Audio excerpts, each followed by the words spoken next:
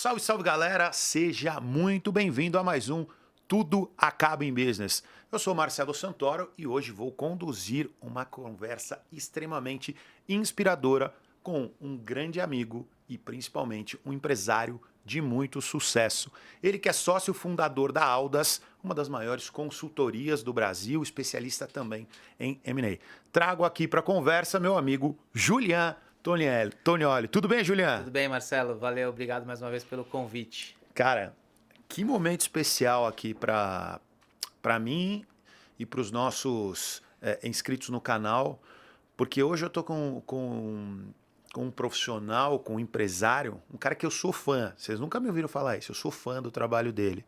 Ele que já teve apelido de dinossauro, Dinossauro, e de dinossauro ele virou mentor dos mentores. Vamos começar por aí. De onde veio esse apelido, cara? Não, então, esse apelido é curioso, porque assim, eu conheci, esse apelido veio lá do G4, né? Eu sou um dos mentores lá no G4 Educação, o projeto lá do Nardon, do Thales, Alfredo. do Alfredo.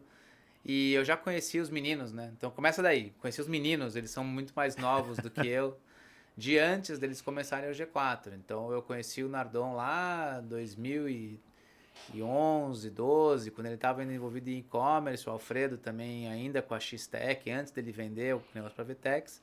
E eu, por acaso, via um amigo em comum, acabei sendo um dos primeiros investidores da Singu, lá do Thales. Sim. Então, conheci os meninos dessa época, de certa forma já os ajudava com algumas coisas nos negócios deles, então muitas vezes eles traziam temas que eles estavam querendo ajuda e tal, né? E já a gente tem um grupo de empreendedores, até onde surgiu a ideia do G4, que a gente se encontrava de tempos em tempos, e então já tinha esse relacionamento com eles. Quando começou o G4, daí eles assim, cara, a gente tem que meio que te apresentar de algum jeito. O Tony, né, falou assim, pô, a gente tem que te apresentar de algum jeito. Como é que a gente te apresenta? Eu falei assim, cara, me apresenta como vocês quiserem. Aí os caras, não, porra, não dá pra dizer que você é o tiozão, velhinho, dinossauro, o cara mais velho. Então tá, então assim, e o Tony, não, mas você já é mentor dos caras, né? Então vamos falar que você é o mentor dos mentores, porque é verdade, você já é o mentor da turma aqui e agora vai dar mentoria pros outros alunos. Então acabou, me deram essa opção aí, escolhe aí, você quer ser mentor dos mentores ou dinossauro? Ficou fácil escolher, né? Então surgiu daí esse apelido e depois acabou pegando, né? Como eles sempre me apresentavam lá como um mentor da turma, acabou pegando também, daí ficou e hoje é um nome que algumas pessoas acabam lembrando dessa denominação por conta do G4, do trabalho que eles fazem lá. Pessoal, e olha só que bacana. O G4 é uma empresa de educação, sempre falo deles, são parceiros, são amigos, são pessoas que eu, no mínimo há 3 anos eu tô com eles lá. Cara, e olha assim, olha o nível dos caras, né? O Bruno tem uma história de empreendedorismo muito bacana, né? Principalmente na área de e-commerce, do digital. O Thales Tem histórico de Easy, né? veio da Easy, depois veio para Singu, e aí agora o G4. e agora o G4. E o Alfredo, que vendeu a primeira empresa dele, Vendeu para Vtex, e virou o VP, né? Ele virou um dos executivos, um VP da Vtex, depois assumiu um papel na loja integrada, que é um outro braço Sim, claro. da Vtex, né? E aí acompanhou isso até o IPO, né? E aí agora no G4 é um cara super ativo também, uma galera boa, uma turminha boa. Cara, muito bom. E o Julian é visto por eles como mentor dos mentores. Então, esse é o nível do profissional que tem aqui.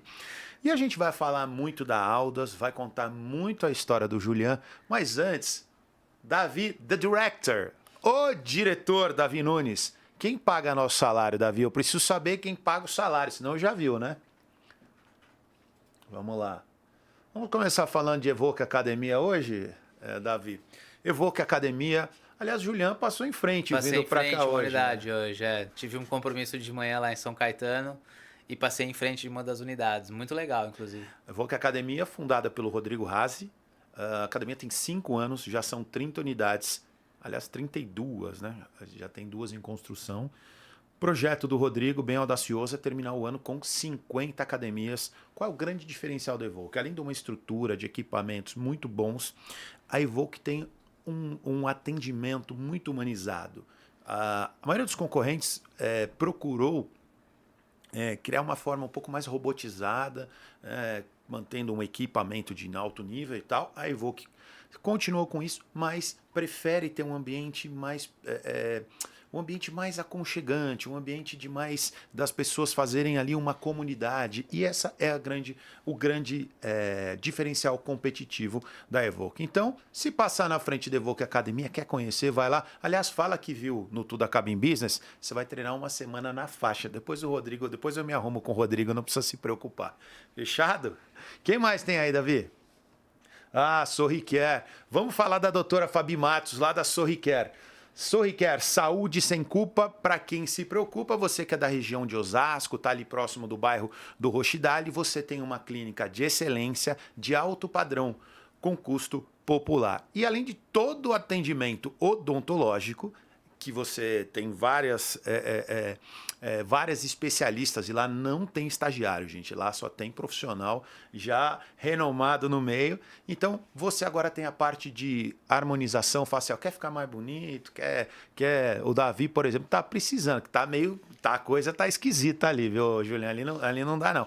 Tá precisando, vai lá na doutora Fabi, também tem 10% de desconto. Aliás, 15%, se vira lá, fala que viu no Tudo Acaba em Business. Vão dar 15% de desconto, tanto na harmonização facial, harmonização orofacial.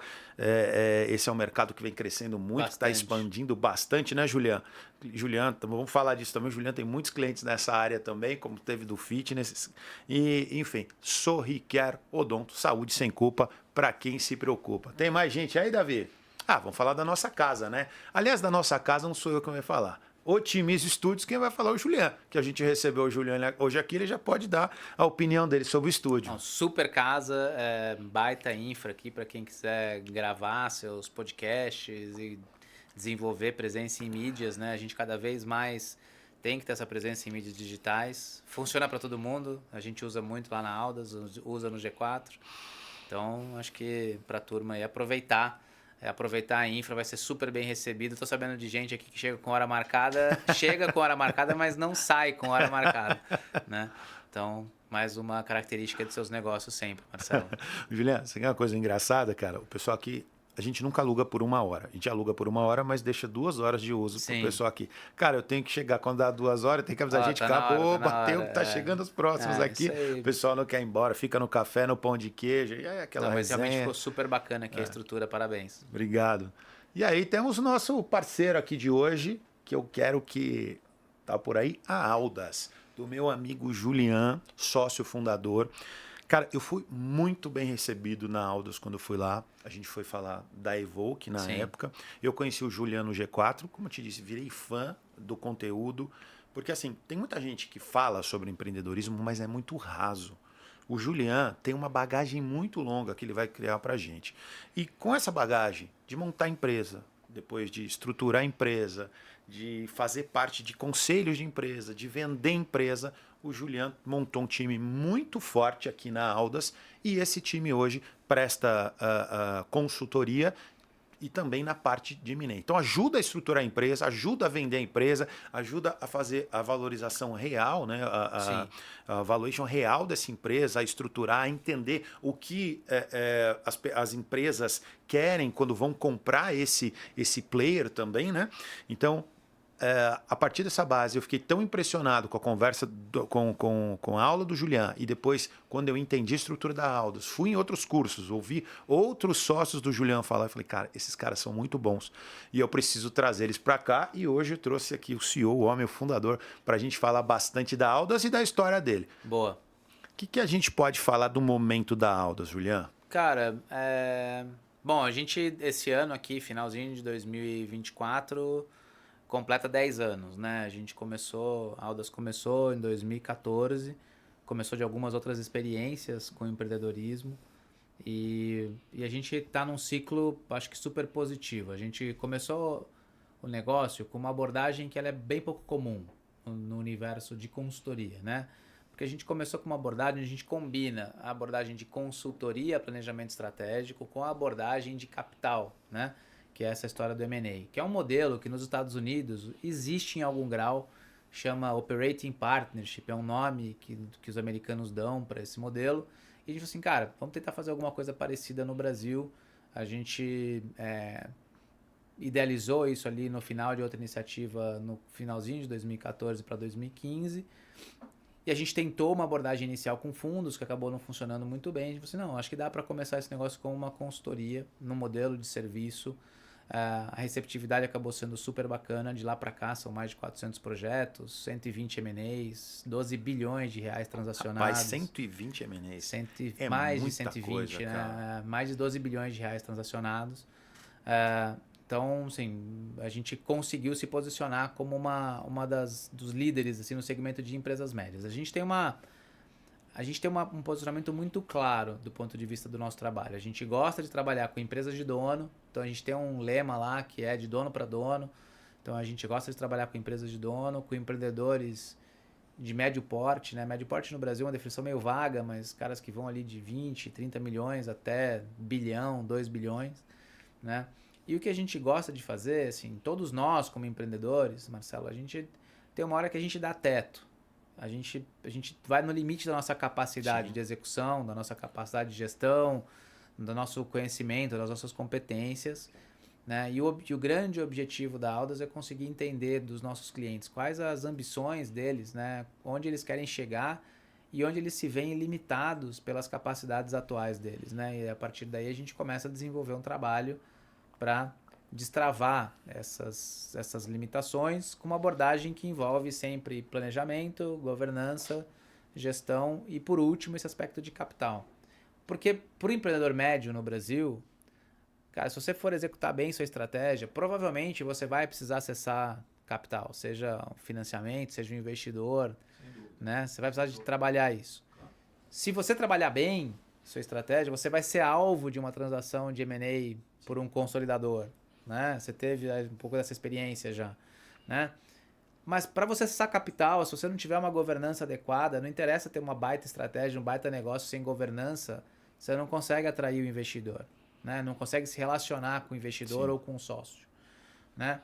E aí, se você conseguir o capital, você precisa usar isso bem do ponto de vista de execução da estratégia de gestão, para que você capture valor, porque esse capital não vem de graça, seja porque você vai pagar uma dívida que é cara, seja porque você abriu mão de equity, de participação no seu negócio, que é um ativo talvez mais caro do empreendedor, e você precisa gerar uma valorização naquilo que justifique, né, a perda de participação, a diluição de participação que você teve. Você só consegue fazer isso com uma estratégia bem desenhada e com um modelo de gestão bem adequado. Então, essas 4 coisas elas andam muito juntas.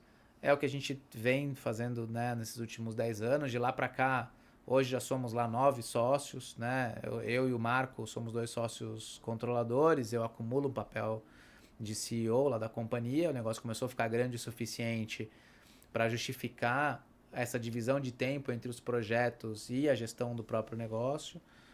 Somos hoje perto de 45 pessoas.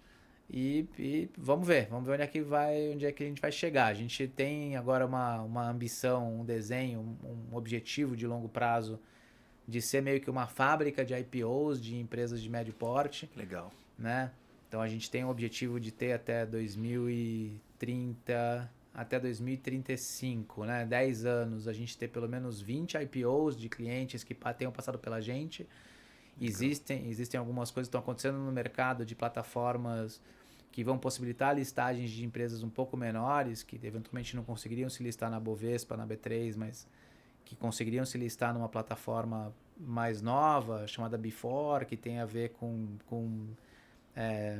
utilização de tecnologias de blockchain e tudo mais. E a gente quer explorar esse caminho. Então, assim, nossa visão de longo prazo é isso, é conseguir ser mais do que só uma consultoria, mais do que só uma casa de M&A, uma plataforma mesmo para IPOs desses nossos clientes que venham desse segmento de médio. O Brasil é um país de empresas médias e pequenas, né? E a gente precisa conseguir construir condições, né, e conseguir melhorar o ambiente de negócio, de ecossistema, para que esses caras capturem cada vez mais valor para os seus negócios. Essa que é a nossa missão no final do dia. E no fim, existe uma frase bastante batida, mas é a realidade, né? Aquilo que te levou até um determinado patamar não é o que necessariamente vai te fazer avançar certos saltos aí necessários para uma empresa. E vocês se especializaram nisso. Sim. E aí, A tua história mostra isso, né, Juliana? E eu Sim, queria falar um pouquinho da sua história, da sua trajetória, porque eu acho que eu sou assim, Juliana, eu só vou em palestra de empreendedor que tem o seu negócio. Eu sim, não gosto da palestra do palestrante. Tipo, um empresário que o negócio dele é a palestra. Para mim, sim, até porque eu tenho alguns negócios, eu não me conecto com esse cara. Eu me sim. conecto com quem tem negócio, fez, deu certo, e esse Legal. cara pagou o preço. Né? Beleza. Não, cara, minha história é assim, eu sou engenheiro naval de formação. Por si só, essa já é uma curiosidade, né? Não tem muita gente Sim. que faz engenharia naval. Eu, quando era adolescente, diferente da maior parte, né? Tava até com curiosidade aqui. A maior parte das pessoas quer ser piloto. Os adolescentes querem ser pilotos de Fórmula 1. Eu não queria ser piloto de Fórmula 1, eu queria ser engenheiro de Fórmula 1, né? Eu achava aquele universo ali muito bacana e, pô, o ápice da engenharia é você desenhar, projetar um carro de Fórmula 1. E aí tinha algumas opções, entre as opções para se desenvolver para isso, a engenharia naval era relevante porque tem algumas características no curso de engenharia naval, é um curso onde você estuda muito hidrodinâmica, né? Hidrodinâmica e aerodinâmica é a mesma coisa, o fluido que muda, né? E engenharia estrutural, né? Então ênfase muito em estruturas metálicas, que é muito do que a gente usa também no segmento automotivo. E por último, a parte de controles e dinâmica, né? Que a gente utiliza muito para modelagem de suspensões, né? E comportamento dinâmico de um carro. Então eu falei assim, cara, vou para essa linha, quero trabalhar com isso e beleza, me formei, fui trabalhar com engenharia automotiva, não curti a carreira de engenheiro. Falei assim, pô, não me vejo fazendo isso nos próximos 10 anos, 20 anos, sentado atrás de um computador, fazendo um modelo numérico de alguma coisa que, né? E mais do que isso, pô, eu adoro carros, não vou ter nunca dinheiro para comprar os carros que eu gosto, né? Então, eu acho que eu preciso fazer alguma outra coisa. É, e aí surgiu no começo dos anos 2000 ali a oportunidade de me juntar a outros empreendedores que estavam começando uma empresa, já estavam andando assim, e para montar uma plataforma SaaS para automação de equipes em campo, né? Essa empresa, na época, a época chamava Spring Wireless, hoje chama Spring Global Solutions. E a gente, na época, captou recursos com um fundo de investimento estrangeiro, com SoftBank, que hoje é famoso, mas na época ninguém conhecia, e desenvolvemos essa solução, essa plataforma para automação de equipes em campo para grandes empresas, para caras como L'Oréal, Unilever, Ambev. E, cara, para resumir essa história, essa empresa começou ali em 2001, 2002. Em 2011 a gente estava muito grande. Já tinha escritório em 18 países, perto de 1.000 pessoas, faturavam 120 milhões de dólares. E a gente acabou vendendo esse negócio para a SAP, né? Que era um concorrente, mas também era um investidor da gente. E aí, nessa época eu estava morando fora e daí voltei para o Brasil. Então eu fiquei lá esse período todo, de 2002 até 2011, né? Então eu era responsável pelas funções essencialmente de vendas, projetos e operações da empresa. Todo o miolo de negócio ali estavam sob minha responsabilidade. Fui responsável pela expansão internacional do negócio e tudo mais, né? Depois disso, eu acabei me reunindo de novo com algumas pessoas que tinham passado pela Spring, né? Por alguns dos sócios da Spring que já estavam trabalhando numa outra iniciativa de e-commerce. Então, a gente resolveu começar um negócio de e-commerce onde a gente comprava participações em empresas menores de e-commerce e combinava essas empresas numa operação única. A gente, ao longo de 2 anos, falou com mais de 400 empresas, diligenciou 20, adquiriu participações minoritárias em 11 e operou essas 11 empresas de maneira combinada, né? E no final de 2014, a gente tinha um objetivo de captar uma rodada de investimentos e evoluir esse negócio, mas no meio da transação surgiu a oportunidade da gente liquidar essas nossas posições, né? Retornar o capital que a gente tinha investido e a gente achou que fazia sentido isso e acabou encurtando o projeto, né? E aí o que aconteceu é que muitos dessas empresas que a gente tinha participação e que a gente tinha atuado de maneira gratuita para elas ao longo dos 2 anos para melhorar a operação delas com base nesse projeto, começaram a perguntar pra gente, poxa, mas caramba, a gente gostaria que vocês continuassem fazendo esse trabalho que vocês faziam aqui com a gente. E a gente fazendo, tá bom, dá para fazer, mas agora no engajamento de consultoria e não mais como um investimento meu para esse projeto de desenvolvimento como um todo e de aquisição de participações. E aí surgiu a Aldas como uma consultoria focada nisso ali no finalzinho de 2014, comecinho de 2015. Então, a gente trouxe para a Aldas, daí eu e o Marco, que somos sócios fundadores, muito dessa dinâmica do que a gente implementava nos nossos próprios negócios, muito do que a gente sofreu nos nossos próprios negócios. E o que eu falo sempre é que assim, todo negócio de empreendedorismo, né, tem um lado A e um lado B, né? E para quem lembra de vinil, né, discos de vinil, Sim. a gente é um pouquinho mais velho, né? A gente vai entregando o porquê do dinossauro, né? Quem lembra dos discos de vinil, essa galera de hoje não deve saber o que é isso. Não lembro, não faz ideia. Né? E antigamente, até os EPs, que eram os discos menores, Sim. eles tinham um lado A, que tinha uma música, que era a música comercial, era a música que tocava na rádio, Sim, que era a música que o produtor escolhia. sim, Era a música da gravadora, não era a música do artista. sim. A música do artista era o lado B. Era a música que ele falava assim, não, legal, mas eu quero botar essa música aqui do lado B, por mais que ela não vá pra rádio, é a música que eu, artista, acho que representa a minha fase aqui, Claro. artística e tudo mais. E a gente que tá no empreendedorismo, cara, eu acho que tem muito isso, assim. Tem um lado A, que é isso que eu contei aqui, é a história que vai pro jornal. Ah, pô, cresceu, faturou 120 milhões de dólares, 1.000 pessoas, vendemos pra SAP, botamos dinheiro no bolso, bacana. O lado B é, porra, nesse período quebramos 6 vezes, fiquei não sei quantas vezes sem salário por 8 meses. Aliás, você tem Tivemos uma que história, fazer- desculpa, Juliano, você tem uma história que eu acho sensacional, cara. Você, Series A, foi que você abriu, salvo engano, na sua primeira empresa, foi feito o aporte, É, o cara depositou uma parte e não depositou a outra. Então, o e cara... aí chegou na época... o cara tinha um compromisso de 12. Já começamos fudido, né? O cara começou com uma rodada de 12 milhões de dólares, deu 7. Falou assim, ó, quando você chegar nesse milestone aqui, nesse objetivo, eu te dou os outros 5. Pô, a gente correu, bateu, ligou pro cara e ele falou, não, cara, pô, o fundo acabou. A gente fechou o fundo, não tem o cheque. Eu falei, não, irmão, peraí, como não tem o cheque? A gente tava combinado. O avião tá aqui, Tava acabou combinado, o tem que pagar combustível, salário cara. mês que vem, não tem essa de não ter o que cheque. pariu, E daí o cara, não, cara, so sorry, esqueci de te avisar. Né? Pô, legal, hein? E aí a gente teve que ir a mercado e achar formas de se financiar. Na época, um cliente super relevante, a Ambev, foi quem salvou a gente nessa época. A gente falou pro cara, falou assim, cara, aconteceu isso aqui, a gente não tem culpa, você também não tem culpa, mas o fato é que se a gente não tiver capital, eu vou quebrar. E se eu quebrar, todo esse benefício que você está provendo aqui com a sua força de vendas vai desaparecer, né? Você consegue me ajudar? Me adiantar uma grana, tipo, pegar um ano do que você me pagaria, me adiantar para me dar um prazo, pelo menos de 6 meses, um respiro, para eu ir ao mercado e eu tentar captar, fazer uma rodada de captação e daí me reorganizar? Porque, poxa, ó, nos números para captar eu tenho, tô crescendo, os números são legais, eu não acho que vou ter dificuldade, o que eu não tenho é tempo hoje, né? Claro. E aí eles, depois, obviamente, de xingar a gente 500 vezes, de irresponsável, maluco, não sei o que, né? Acabaram aceitando, né? E isso deu pra gente o tempo que a gente precisava para captar a rodada, né? Mas eu acho assim, são esses eventos, são essas situações que vão formando a sua capacidade, vão formando o seu DNA como empreendedor, né? De você entender que nem tudo vai acontecer de acordo com o plano. É importante você ter o plano, mas nem tudo vai acontecer de acordo com o plano. Você tem que ter dali a resiliência, a criatividade, né?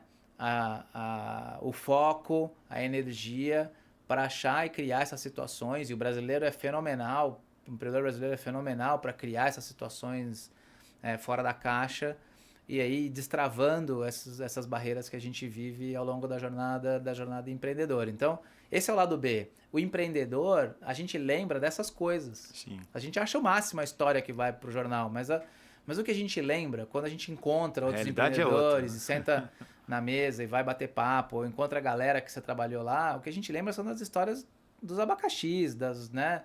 As noites em claro, essas sacadas que foram meio geniais, meio malucas, meio inconsequentes, né? Isso que a gente lembra.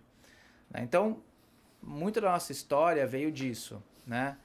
E a gente, obviamente que agora, a gente tem uma bandeira de organização, de planejamento, mas a gente respeita que o empreendedor, cara, ele não pode perder um pouco desse flair, dessa mágica.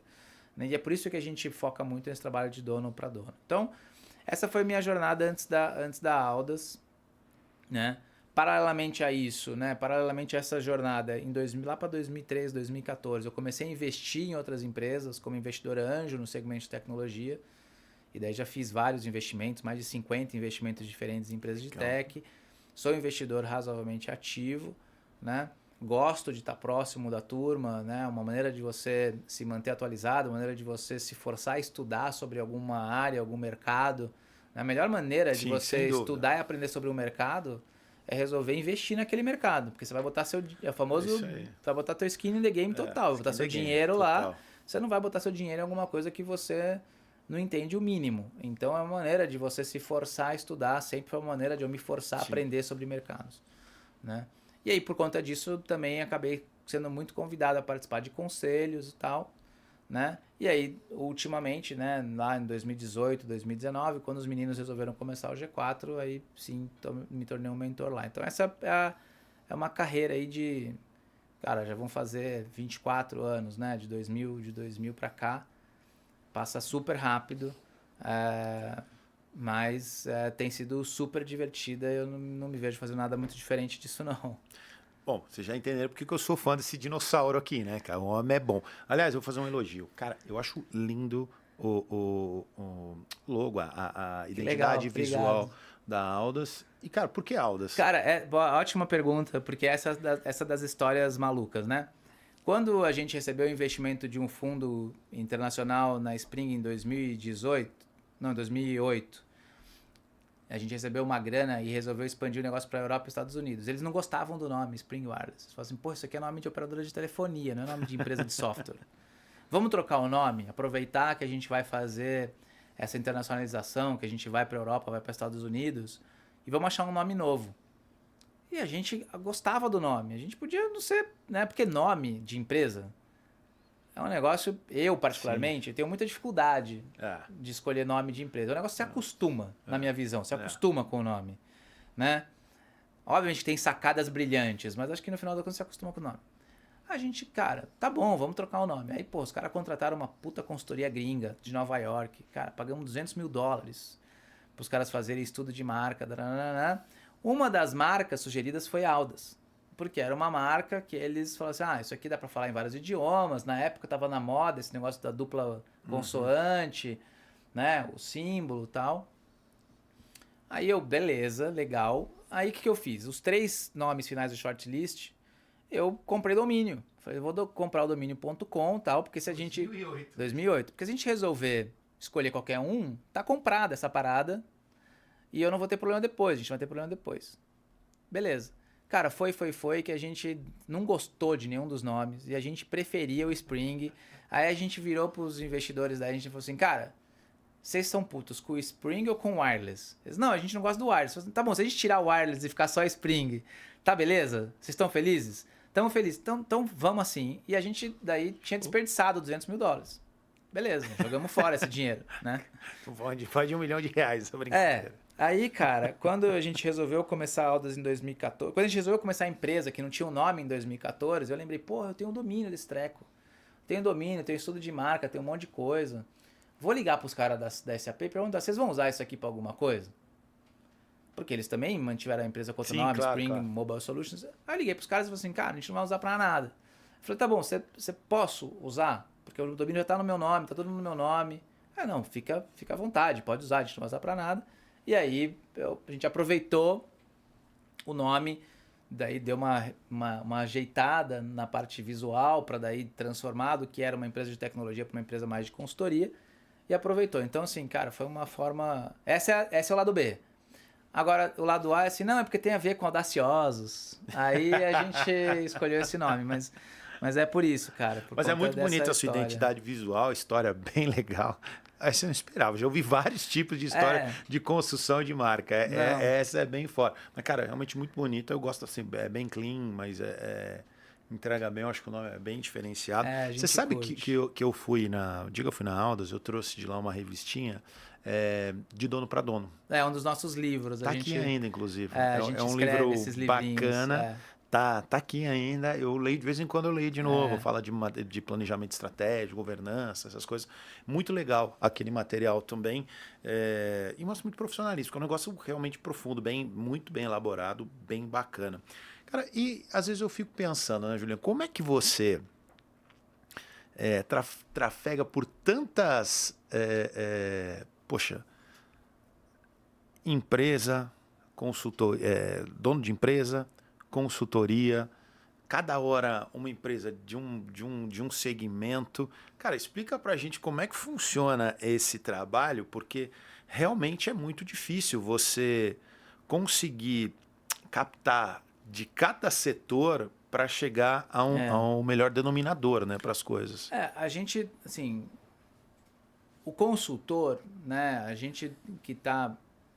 Eu acho que primeiro assim, né, a gente desenvolver negócios e fazer negócios é algo que é treinado. Tem uma característica nata, obviamente que as pessoas podem ter mais ou menos habilidade, mas tem um outro lado que é treino. Quanto mais você se expõe ao ambiente de construção de negócios, quanto mais você se expõe às técnicas básicas, de validação de mercado, né, de validação de tese, validação de hipótese, construção de plano, né, definição de modelo de mercado, você vai construindo um conjunto de ferramentas que te permite olhar vários negócios e capturar o que são as alavancas principais de crescimento e desenvolvimento dessas coisas, né? Então, essa exposição continuada a esse ambiente, como empreendedor, como investidor, me ajuda e ajuda em geral os sócios da Audas, que têm características semelhantes, a fazer esse tipo de coisa, né? Aí muito do nosso papel, Marcelo, é assim... É difícil a gente chegar numa empresa onde o empreendedor não sabe de maneira muito clara o que ele quer. É raro a gente chegar num cliente onde o cliente não tem clareza de para onde ele quer ir. É muito raro. Obviamente que às vezes a gente ajuda o cara 5 graus para lá, 5 graus para cá, mas a visão dele, geralmente ela é muito bem definida de onde ele quer estar. O que ele tem dificuldade de fazer é o como chegar lá. É como ele estrutura o negócio, como ele cria as condições para chegar naquele lugar que ele quer de uma maneira coordenada, de uma maneira estruturada, talvez da maneira mais rápida possível e tudo mais. Então, o nosso trabalho muitas vezes é mais de organização e estruturação do que de definição, né?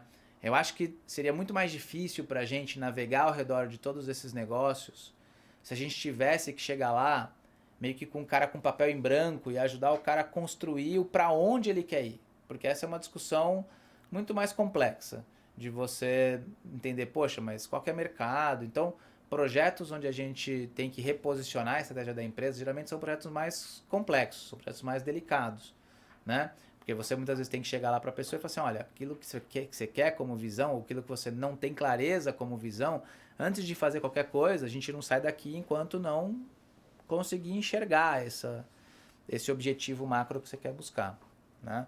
Então, ajuda e acho que esse nosso foco em empresas de dono facilita esse nosso trabalho nesse sentido, porque o dono ele geralmente tem muita clareza de onde ele quer ir. O que ele não sabe muitas vezes é como. E aí o que a gente ajuda ele muito é construir esse como de maneira organizada. Aí tem método, tem metodologia, a gente tipicamente tem uma etapa de diagnóstico, onde a gente vai lá, valida o que a empresa faz, né? Tem uma série de dinâmicas que a gente roda naquele cliente para fazer um bom diagnóstico da situação dele. Uma característica muito relevante nos nossos negócios é que, e empresas de dono, e empreendedores, é que, cara, você tem que compatibilizar a ambição profissional do empreendedor com a ambição pessoal do empreendedor. E a gente vê muitos projetos e muitas empresas onde existe um desalinhamento. Por quê? Porque não se leva em consideração essa agenda pessoal.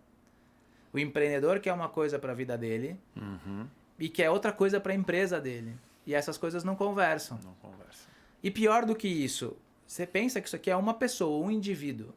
E uma empresa que tem vários sócios?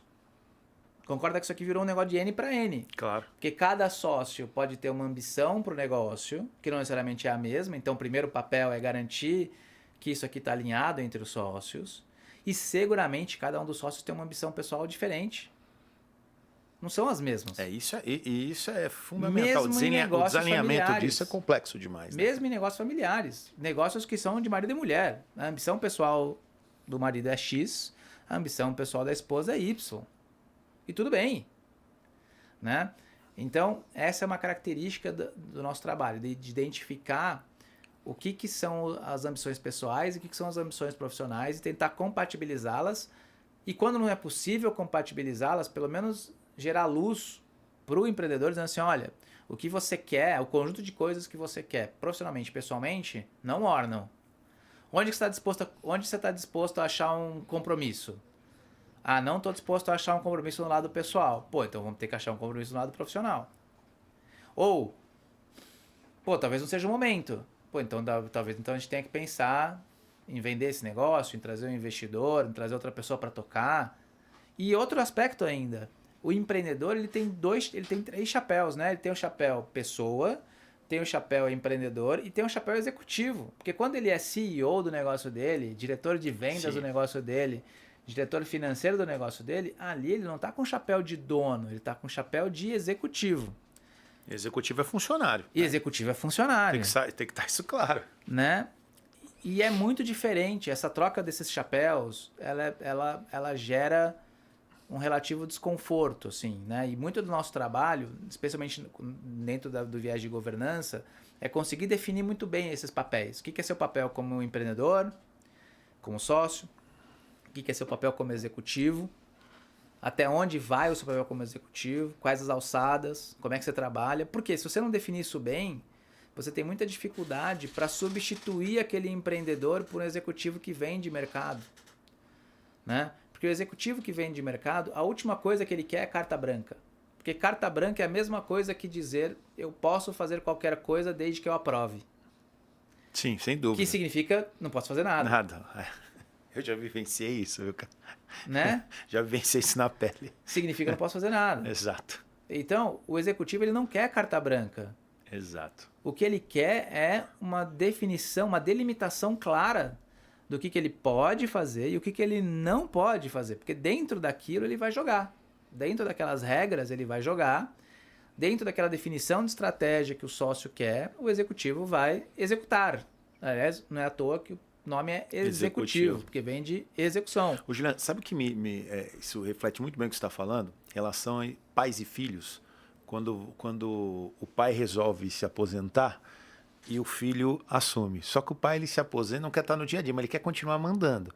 Então ele fala, vai lá e toca o negócio. Só que aí toda definição que o filho vai ter, ele toma a frente e fala, não, faz desse jeito. Ou ele continua para a empresa. O pai pior fala assim, ainda. Toca, mas eu continuo com o meu escritório. Ele está lá todo dia na empresa. E toda reunião é na sala dele. E ele roda a empresa inteira e passa dando opiniões para as pessoas. E aí? Né? E cara, pô, desculpa, mas uma pessoa que está lá na linha de produção, ou que está lá atendendo um cliente, ela não ouve uma opinião do sócio. Do fundador. Do fundador. Não é uma opinião, é uma direção. Claro. Né? É uma ordem, né? É uma ordem, né? É uma sugestão, uma forte sugestão, para dizer o mínimo. Né? Você pode fazer tranquilo. Você tem a liberdade de fazer. Se não fizer, você é mandado embora, tá tranquilo. Né? Tá. Então, eu acho que é isso. Então, essa definição desses papéis é uma coisa relevante do ponto de vista de governança. Né? Então, eu acho que essa habilidade que a gente foi desenvolvendo e esse método que a gente desenvolveu é o que permite a gente navegar ao redor de vários negócios e conseguir daí extrair deles o melhor ou o mais próximo possível do melhor para aquele empreendedor. Por outro lado, esse nosso modelo não funciona para grandes corporações. Por isso que eu não trabalho, por exemplo, para uma multinacional, para uma empresa gigante. É porque eu não consigo fazer a mesma coisa? Não, é porque o modelo não casa. Porque o executivo tem outra visão, porque a estratégia está sendo definida em outro lugar, porque existem outras definições do ponto de vista de trabalho ali. A pessoa, ela não está misturando a agenda pessoal dela com a agenda profissional, porque isso já está separado. Já está separado. Ele sentou numa cadeira ali como executivo, ele está só na agenda profissional dele. Exato. Né? Então esse nosso modelo também não funciona para essa galera, porque a gente quer imprimir um ritmo, uma mudança que não é por aí. Até porque não depende dele muitas vezes, né, cara? Não depende dele. Então, de novo, e a gente fala muito isso, né, Marcelo? Você que ouve as aulas da gente, eu já ouvi falar muitas vezes, eu falo muito que estratégia não é só definir o que você faz bem, é o que você não faz bem. E muitas vezes a melhor definição de estratégia, ela vem da definição do que você não vai fazer, né? E a gente ali teve essa felicidade de falar assim, olha, a gente vai atuar neste mercado com esse tipo de cliente, a gente não vai atuar com esse. Delimitação do espaço que vocês querem ocupar. Delimitação do espaço. Mas não tem um mercado gigante aqui? Pô, tem um espaço gigante, tem consultorias enormes, bilionárias, gigantes, Accenture, McKinsey, Bain, Álvares Marçal, cara, caras que fazem um puta trabalho e tiram muito dinheiro, geram muito capital, muita riqueza, negócios enormes que fazem esse trabalho muito bem. Cara, eu não vou lá, eu vou aqui, né? E aí, clareza de posicionamento é uma ferramenta de estratégia, de execução estratégica super importante. Então acho que é bem por aí, acho que é isso que permite a gente navegar bem aí nesse universo. Ô, Juliano, muito bem colocado. Eu vou te fazer uma pergunta do que você falou a respeito de valuation da empresa. Sim. Porque vocês fazem também. E é engraçado isso, porque assim, cara, às vezes você fala com o dono, e aí quando você faz um valuation real, o cara, assim, ele fica com raiva da consultoria por trazer a realidade.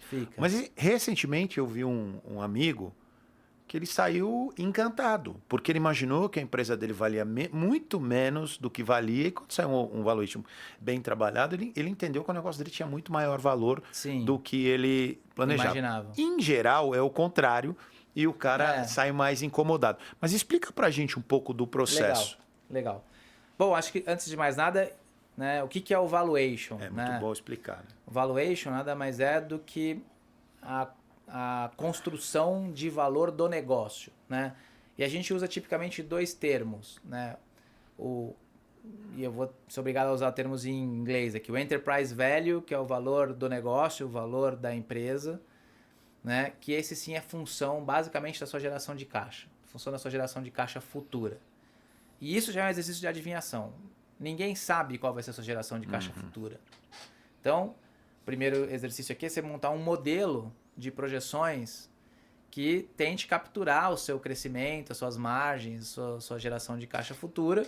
Você desconta isso a uma taxa, que é o que a gente chama de custo de capital, e você chega no suposto valor do negócio. Tá? Vai fazer, pô, Juliano, mas não tem esse negócio de múltiplos? O que são os múltiplos? Os múltiplos, quando a gente fala assim, esse negócio aqui, o valuation tende a ser 6 vezes EBITDA, 10 vezes EBITDA, 5 vezes receita, eles na verdade são uma aproximação que a gente que trabalha no setor usa. Por quê? Porque a gente faz tantos valuations todo ano, que depois de eu fazer 50 valuations de supermercado, eu sei que o número vai dar alguma coisa na ordem de grandeza de X vezes EBITDA. Sim. Se aquele supermercado tiver características típicas de um supermercado. Você não compara banana com maçã, né? Óbvio. Agora, legal, se eu estou avaliando um supermercado, por exemplo, que dá 20% de EBITDA, pô, ele não é um supermercado, porque o supermercado tem que dar 5%. Sim. Se o cara conseguiu montar um negócio que ele chama de supermercado, mas que dá 20% de EBITDA, ele não vai ser vendido a 6 vezes EBITDA, porque ele tem alguma coisa que não faz sentido, que não é um supermercado. Assumindo que o 20% é o 20%, né? Então, o múltiplo, na verdade, nada mais é do que uma aproximação que a gente usa para evitar o trabalho de ter que montar o fluxo de caixa descontado, porque tem muito mais discussão no modelo de fluxo de caixa descontado. Pô, tem toda a sua discussão das suas premissas de projeção, tem a discussão das suas premissas de receita, de despesa, de margens, de impostos, de custo de capital. Tem um monte de premissas que fazem muito difícil a discussão. Então a gente usa essa estratégia dos múltiplos para precificar o negócio. E isso gera o valor da empresa, o valuation, né? Depois disso tem o que a gente chama que é o valor do ativo, que é o valor da ação, o equity value.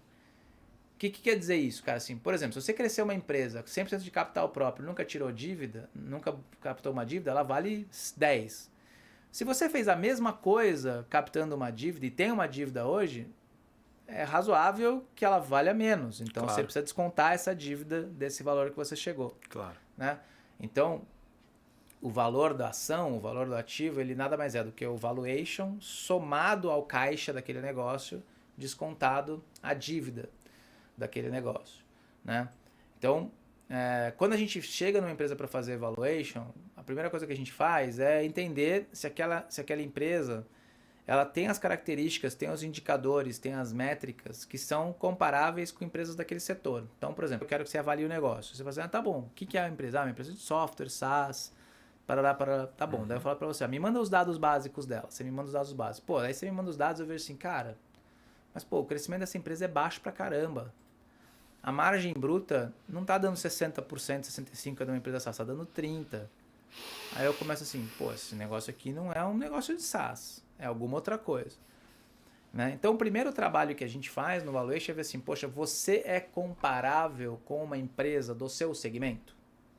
Porque se você não for, legal, eu tenho uma oportunidade. Eu preciso trabalhar essa empresa para ver como é que eu destravo essas alavancas para que você chegue naquelas métricas e gere valor. Então, esse é um trabalho que a gente faz, que o avaliador ele tem que fazer. Ele tem não só que avaliar o negócio, mas entender por que aquela empresa não está nas métricas padrão de uma empresa pra cima comparável. ou para baixo? Não para cima ou para baixo. Porque se for para cima, por exemplo, provavelmente esse caso desse seu amigo, ele imaginava alguma coisa porque estava se comparando com empresas do mesmo segmento que ele. Sim. E aí, quando o avaliador chegou lá, quando a empresa chegou lá, o assessor chegou lá, viu assim, não, peraí, cara, mas você cresce mais do que as empresas típicas. Você dá mais margem, você conseguiu ser mais eficiente em alguma coisa. Então, isso provavelmente vai se refletir numa geração de caixa diferente, que, consequentemente, vai trazer um valor diferente. E é isso que explica onde está o valor da marca. Por exemplo, onde está o valor de uma marca? Por exemplo, onde está o valor da Coca-Cola? O valor da Coca-Cola está no fato de que você não paga mais para tomar uma Coca-Cola do que você paga para tomar um refrigerante X. Claro. E muitas vezes você fala assim, eu quero tomar uma Coca-Cola, você não quer tomar um refrigerante. Por que você faz isso? A marca já tem um valor muito alto. A marca tem um valor alto, o produto tem um valor alto. Então você está disposto a pagar mais por aquilo. Quando você paga mais por aquilo, aquele negócio gera mais caixa, consequentemente vale mais. E aqui está o valor da marca. Então, é por isso que a gente tem que construir marca, porque ela te permite cobrar mais, te permite ter mais fidelidade com o cliente, te permite ter mais recorrência, te permite ter mais alcance. Né? E quando você tem essas coisas, você captura isso de um jeito ou de outro no seu crescimento acelerado, na sua defesa a concorrentes, na sua proteção de margens, no seu market share, no tamanho do seu market share, e isso forma preço, e isso daí sim é capturado no valuation, né? Então o nosso trabalho, quando a gente vai definir o valuation, é identificar essas alavancas, construir esses modelos, para daí poder justificar como que a gente precifica uma companhia, né? Mas em essência, essa história dos múltiplos, ela gera uma aproximação muito boa. Se o negócio ele for realmente tiver as características daquele segmento onde ele está inserido, essas regrinhas dos múltiplos elas ajudam bastante a você ter uma ordem de grandeza do que seria o valor da companhia. Porque no final das contas, cara, assim, para você ter uma ideia, né, a gente na Aldas, assim, de maneira formal ou informal, paga ou não paga pelos nossos clientes, cara, a gente deve fazer tranquilamente uns 400 valuations por ano. Né? Uau, muita coisa, cara. Então imagina que você vem fazendo isso há 20 anos. Nossa. Cara, já são, sei lá, 8 mil, 10 mil, fora as brincadeiras de, pô, meu negócio é assim assado, né? As caixinhas que eu respondo com exercícios e tal. Legal. Então, a gente tem muita sensibilidade dessa aproximação de preço, e daí a gente usa os múltiplos como uma maneira de simplificar o nosso trabalho, para não ter que ficar fazendo toda hora fluxo de caixa descontado. É uma maneira da gente simplificar a nossa vida também. Cara, muito legal, muito bem explicado isso de uma forma muito didática. Você falou uma coisa importante, que é o valor da marca, Julian. Hoje eu venho ouvindo bastante, antigamente as empresas investiam muito em TV aberta, por exemplo, investiam muita grana para estar, sei lá, na Globo, mas muita grana, porque estavam trabalhando em marca. Hoje a gente ouve muito, principalmente depois com a história do Instagram, TikTok, das mídias sociais e tal, as empresas não querem mais investir mídia aberta, mídia aberta. E elas querem focar porque querem ter resultado de venda. Pô, eu quero colocar ali porque eu quero vender, não me importa criação de marca. Queria que vocês falassem um pouquinho dessa... Eu não concordo muito com essa abordagem, não. Assim, acho que, não sei se era só... Eu não concordo com essa abordagem no sentido da gente olhar tudo como marketing de performance. Eu acho que existe marketing de performance. Existe, tá? Mas eu acho que a gente tem que olhar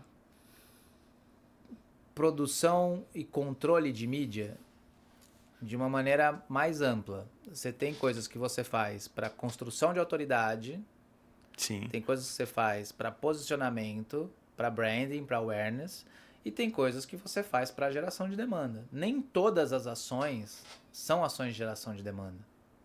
Assim como nem todas as ações são ações institucionais. E assim como nem todas as ações institucionais têm que ser absolutamente desinteressadas. O importante é você entender como é que você coordena essas estratégias todas, né? E você trabalhar isso de maneira integrada. Você ter estratégias daí, né, usando as terminologias de topo de funil, de meio de funil, de fundo de funil, né? A gente nem usa mais o termo funil hoje em dia, né? A gente está falando muito mais em modelos contínuos, né? De atração, engajamento, conversão, retenção, que são modelos muito mais circulares do que modelos de funil. Então, eu acho que assim, a gente ali na Aldas, pra gente mesmo, a gente gasta, acho que talvez, muito mais tempo e energia em construção de conteúdo e autoridade do que propriamente em mídias de conversão. A conversão, ela é natural. Por quê? Porque eu tô lá fomentando o conteúdo, tô engajando o meu potencial cliente, né? Tô engajando aquela pessoa, tô me relacionando com aquele cara, e aí, eventualmente, ele vai chegar à conclusão de que ele tá no momento transacional, né? De daí buscar um tipo de relacionamento onde valha daí a conversão. E daí o meu trabalho é garantir que eu faço isso. Agora, se eu fosse bater, quero vender sua empresa, quero vender sua empresa, quero vender sua empresa, talvez eu não tivesse a mesma performance do que assim, olha, isso aqui que acontece com empresas que querem se vender. É isso aqui que você deveria fazer para estar pronto. O mercado está procurando empresas desse setor. Essas são áreas que estão quentes. Essa é a dinâmica típica ou dilema típico de quem está começando a pensar se deveria ou não pensar em empresa.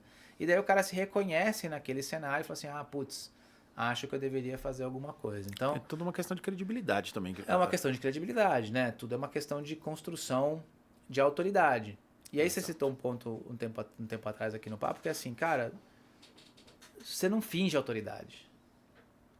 Não tem como. Sem dúvida. Sem dúvida. Você constrói. Exato. Você cria. Mas fingir não dá. Né?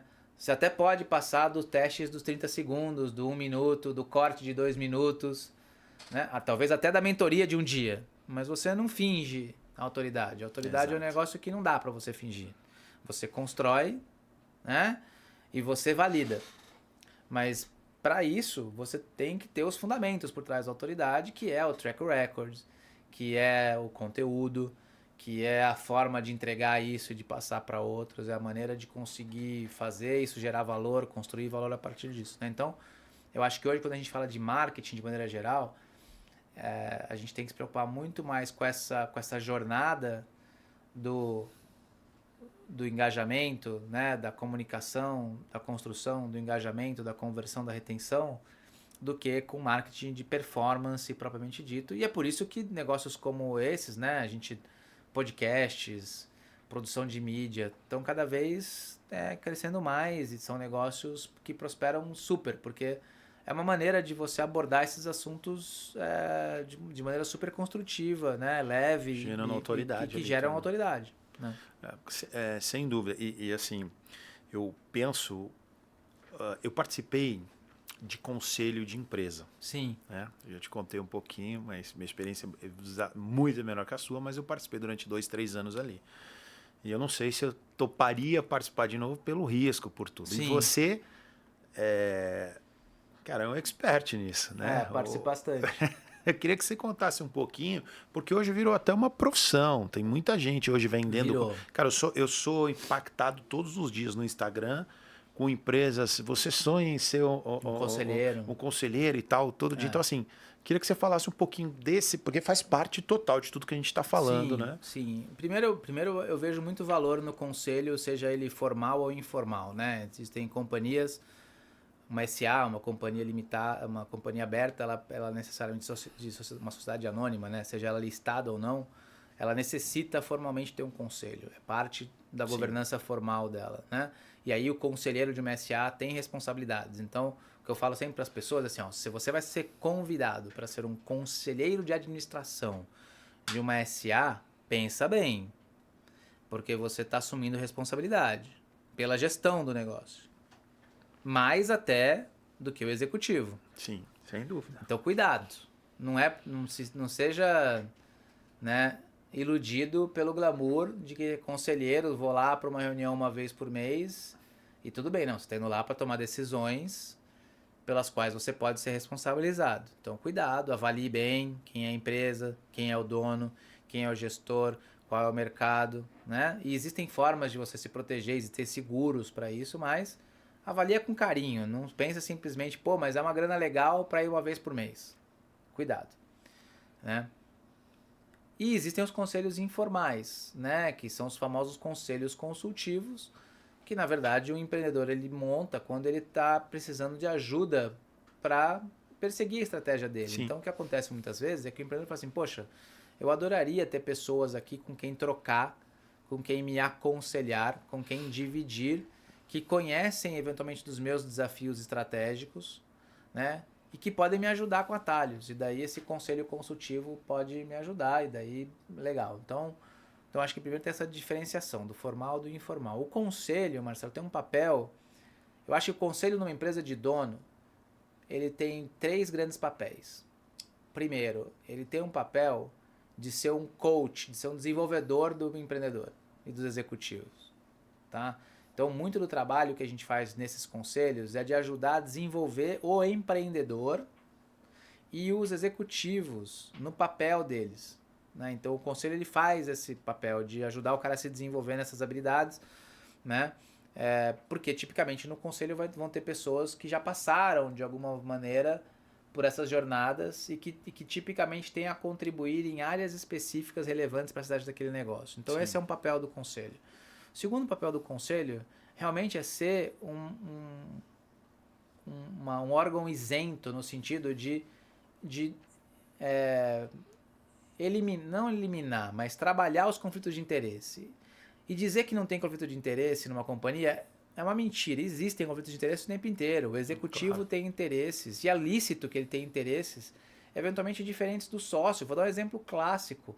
O sócio quer distribuir 100% do dividendo, se possível. O executivo quer ficar com todo o capital na companhia para eventualmente fazer alguma coisa. Então aqui já está um conflito de interesse. Total. Né? O executivo quer majorar resultado de curto prazo, porque tem o bônus dele. O sócio eventualmente está pensando em construção de equity de longo prazo. Né? Então, óbvio que você tem formas de alinhar esses interesses, mas o conselho está lá para ajudar a facilitar esse alinhamento de interesses e garantir que todo mundo, que no final do dia, em uma situação de interesses desalinhados, o interesse que prevaleça não seja eventualmente nem o do sócio, nem o do executivo, seja da empresa. Exato. E esse é o papel do conselho. Né? Balizador ali, né? É um balizador. Então, acho que o primeiro papel é esse de desenvolvimento, de coach, o segundo papel é esse de ser esse órgão isento, e o terceiro papel, um conselho bem montado, ele de verdade te ajuda não vou dizer na definição da estratégia, mas ele é o guardião da estratégia. Ele vai ser aquele cara, porque o empreendedor é um bicho meio maluco. Ele tem muita dificuldade, a gente falou do não aqui, mas ele tem muita dificuldade em dizer não. Ele tem muita dificuldade em não pular numa oportunidade que surge na frente dele e não pegar aquele dinheiro que está na mesa. E o conselho, um bom conselho, ele tem que ser o cara que vira pro empreendedor e fala assim, peraí, irmão. A gente não combinou isso aqui na estratégia? A gente não combinou esse planejamento? A gente não definiu esse orçamento, não deu essa missão para os executivos? Por que a gente está mudando isso aqui agora com isso aqui que apareceu na mesa? Isso aqui orna com todas essas coisas que a gente definiu? Claro. Ah, não orna. Ou talvez até orne. Tá bom, orna, mas, porra, é mais importante do que alguma coisa que está aqui? Então, calma. Então, vamos discutir isso de maneira estratégica, vamos discutir isso de maneira estruturada e não de maneira oportunista, porque pode ser que tinha alguma coisa que a gente não tivesse capturado antes. Sim. E agora apareceu. Ótimo, beleza. Mas pode ser que não. Né? Então, o conselho tem esse papel de ser esse guardião, um conselho bem montado tem esse papel de ser o guardião da estratégia. Por isso que eu me preocupo muito com essa história dessa proliferação bizarra de conselheiros. Porque não é qualquer pessoa que consegue sentar e ter essas discussões. Né? De novo, eu acho que é ótimo, é uma opção ótima de carreira para pessoas que têm um track record e tal. Mas cuidado com a história de que, poxa, mas o cara é conselheiro, o cara tem lá o carimbinho do curso XPTO, fez lá né, a imersão, o programa XPTO. Tá bom, cara, mas as competências deles casam com a sua estratégia? A jornada dele como empreendedor, como executivo, te agrega na sua jornada como empreendedor, né?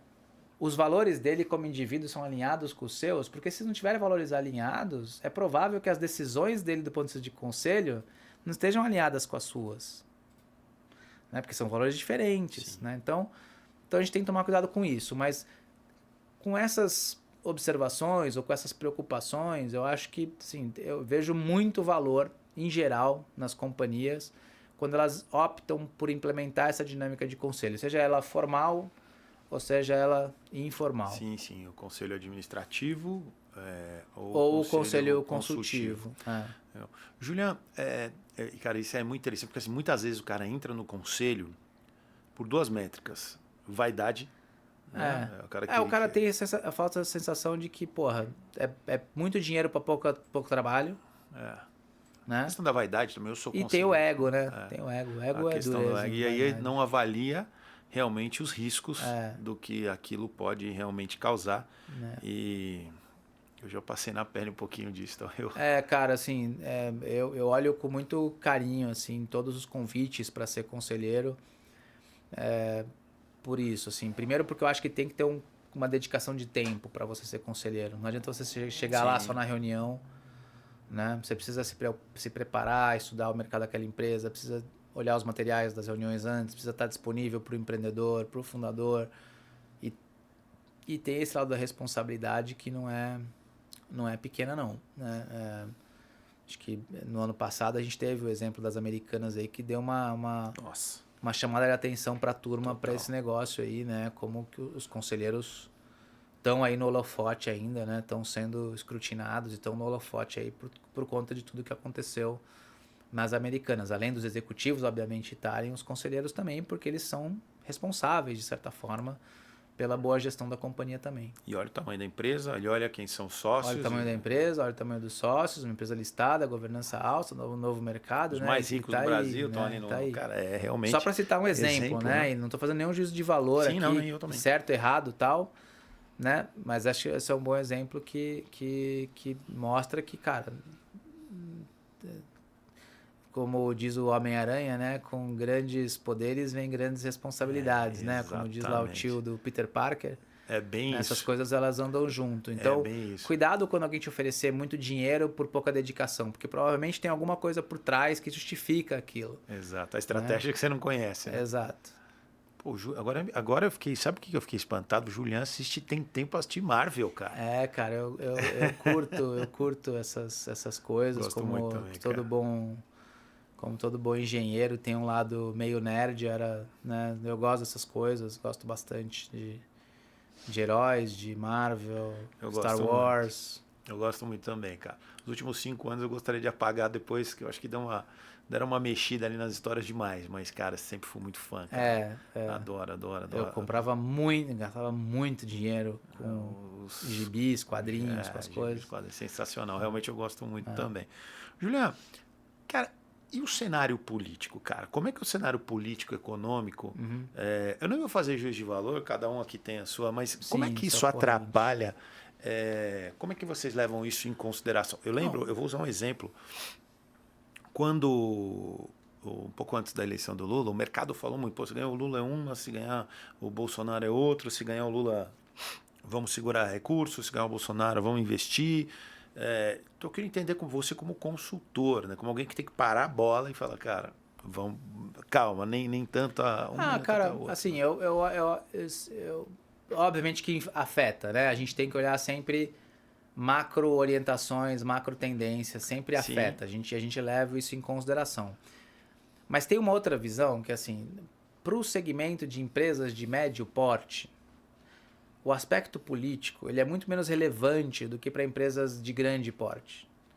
Porque geralmente, você não está limitado por esses fatores externos. Você não está limitado por políticas de maneira geral. Você está limitado pelas suas capacidades e competências. Então a gente dá um peso menor para essas variáveis do que a gente dá quando a gente está falando de uma empresa gigante, que daí vai crescer em função do crescimento do PIB, que vai crescer em função de políticas específicas e tal, tá? Mas, obviamente que é um parâmetro, é uma variável que a gente leva em conta no cenário de planejamento. A boa técnica aqui, né, a melhor prática aqui, Marcelo, é sempre você fazer cenários.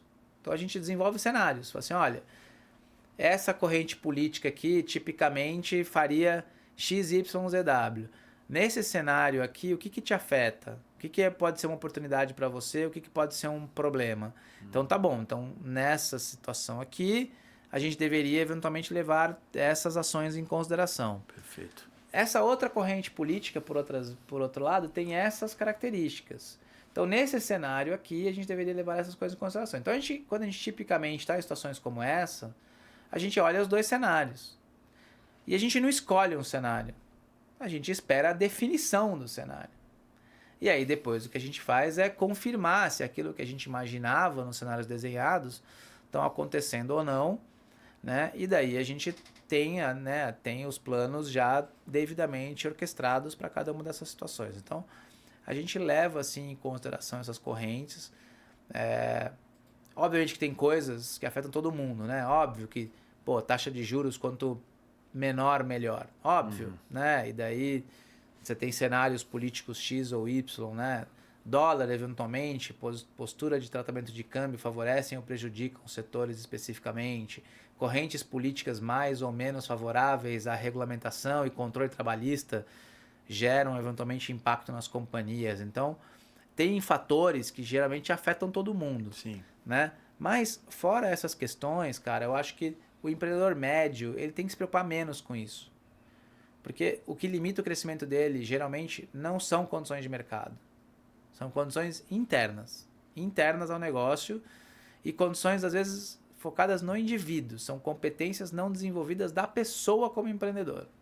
Um empreendedor com baixa proficiência financeira, por exemplo, antes ele reclamar de taxa de juros, ele não vai saber usar capital. Ele vai se arrebentar com juros a 15% ao ano e com juros a 5% ao ano. Óbvio que ele vai se arrebentar mais rápido com 15%. Mas não é que ele não vai se arrebentar com 5%, ele vai se arrebentar. Claro. Muito né? bom. Então eu acho que é meio por aí, sabe? A gente tenta explicar para a turma assim, não olha tanto assim para o ambiente político, foca na sua execução, o foco está aqui, o ouro está aqui, temos os cenários mapeados e vamos em frente. Muito bom. Juliano, a gente está se encaminhando para o final do nosso programa. Bate-papo muito bom, a gente aprende muito aqui, mas eu preciso liberar o Juliano já. Só queria falar uma coisa. Juliano, quem quiser achar você, a Audas, cara, mídia social, o seu site, gostaria que você falasse um pouquinho a respeito. Eu acho que quem acompanha o podcast hoje entendeu o quanto o Juliano pode sim, e a Audas, evidentemente, ser um parceiro estratégico da sua empresa. Legal. Então, vamos lá. A gente ali na Audas tem alguns canais, né? Então, o nosso site, www.audas.com, Audas com 2 Ds, né? O nosso Insta, o @Audas_, né? O meu Insta, que é o @JulianAntonioli, né? Eu sou super ativo em mídias sociais, não posto nada do ponto de vista pessoal, mas profissionalmente sou bem ativo. Sim. Abro todo dia uma caixinha de perguntas, respondo 100% das perguntas. Eu gosto muito do Instagram de vocês, cara. Para minha muito caixinha, bem trabalhado. Né? Então, @JulianAntonioli. Que mais que eu posso colocar aqui? Tenho lá meu LinkedIn, Julian Antonioli, né? Me adicionem lá. Então, cara, eu acho que esses são os canais, né? A gente está sempre... Tem o nosso podcast, né? Assim como a gente participa do podcast de amigos aqui, a gente tem o nosso canal também, que é o @de dono para dono. Então, cara... Tamo aí disponível. Super obrigado pelo convite, como sempre. Conversa ótima. Daria para ficar aqui horas batendo papo. Você vai voltar muitas vezes aqui, cara. Fico já tá aceito o convite, né? Já tá aceito o convite para voltar. Só uma questão da gente bater agendas. Parabéns mais uma vez pela iniciativa, pelo que você vem fazendo. Eu acho que essas iniciativas de gerar informação, conteúdo para o nosso segmento, para o empreendedor, são super válidas. Parece um papo sem propósito aqui, mas eu aposto que muita gente que eu vi vai tirar lições aqui valiosas. E parabéns mais uma vez pela jornada e obrigado pelo convite. Até a próxima, né? Irmão, obrigado de verdade, coração. Animal, Juliano. Cara, agradeço demais você estar aqui, velho, de verdade. Imagina. Foi uma honra te receber, sabe? Prazer. A admiração que eu tenho com vocês. Pessoal, você já sabe, fale bem ou fale mal, mas fale de mim. Então vai lá, ó, @Tudo Acaba em Business no Instagram, tem o nosso canal também do YouTube. Comenta, gostou do programa? Deixa o like, comenta, fala bem do Juliano, fala mal de mim, tá tudo certo. Tem também o Multicast, que é a nossa emissora digital, também Tudo Acaba em Business, @Otimize Studios. Pessoal, essa semana foi uma entrevista muito boa. Semana que vem tem mais um conteúdo empreendedor e inspirador para você, tá bom? Valeu, um grande abraço e fui!